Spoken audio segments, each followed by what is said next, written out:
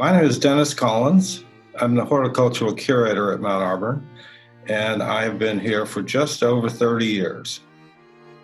Indian Ridge has been a sort of minimally managed landscape for a long time, particularly the slopes that face east and north. And over time, a lot of invasive species took hold, particularly large Norway maple trees, which cause a lot of things to fail to grow beneath them. However, some of the things that can grow beneath them are also plants on the state invasive species list.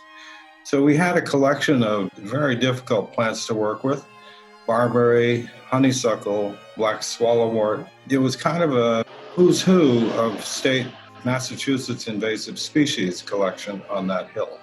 We've been talking about working with the restoration of Indian Ridge vegetation for almost 20 years, but it wasn't until we convened a 3-day workshop in order to produce our wildlife habitat action plan. At that point, it became kind of a well-articulated plan. So the goal was to not just remove invasive species, but make the vegetation a high-value habitat, particularly for birds. Hi, this is Samantha Richardson. I am the Plant Records Manager for Mount Auburn Cemetery, and we are excited to install some new plantings on Indian Ridge.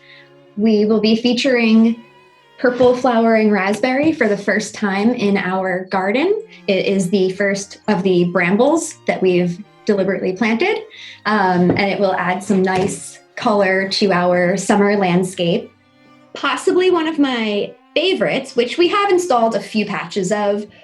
We've been increasing our use of the plant in the past few years, and Comptonia peregrina, I should tell you the name, it's sweet fern, a great scented foliage plant that is not a fern, but looks like it could be one. It actually grows as a small shrub and it spreads out into patches, and you can use the leaves to make a light tea.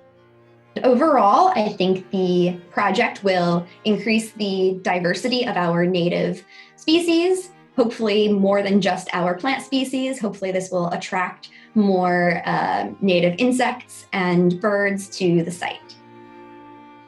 Hello, I'm Craig Halverson, and I've been working and recreating in Mount Auburn since the early 90s when we did the first master plan in my old company. So I've been quite familiar with that. I'm now an advisor to the Horticultural Landscape Committee, done several design projects over the last year, including Asa Gray Garden. There's been a lot of design from scratch projects that have happened at Mount Auburn. And I think the future of Mount Auburn is actually more in editing the landscape, like an Indian Ridge, of taking what works there. I think it's a more creative project in a lot of ways than doing something from scratch, which usually gets more credit. But Indian Ridge it's one of the entries in a walking to Mount Auburn. And it's a beautiful natural landscape, so it's a good place to start. The landscape is, however, tired at this point, and it does need to be reinvigorated and take what's good there and bring it back to life, mixing in new work, which is actually harder than a new landscape because you're working with what's there and trying to find its personality. But with the recent work that's been done in the entry precinct, is tying Mount Auburn together a little bit so it's more of a village, which I think makes as much difference socially as any other way. And Asa Gray becomes a part of that. You park there, your journey starts there, and the connections between there and the administration building and Story Chapel are very real. So I think now there's more of a core center community thing, and I think Indian Ridge becomes an extension of that. Thanks in large part to a generous grant from the Ruggiero Memorial Trust, the Friends of Mount Auburn Cemetery has raised just over half of the project cost, but we are now seeking supporters to help match this gift. Your gift will help us promote native wildlife and improve the cemetery's environmental impact. You can make a gift to support the project by selecting special projects under the Your Support tab on our website at www.mountauburn.org.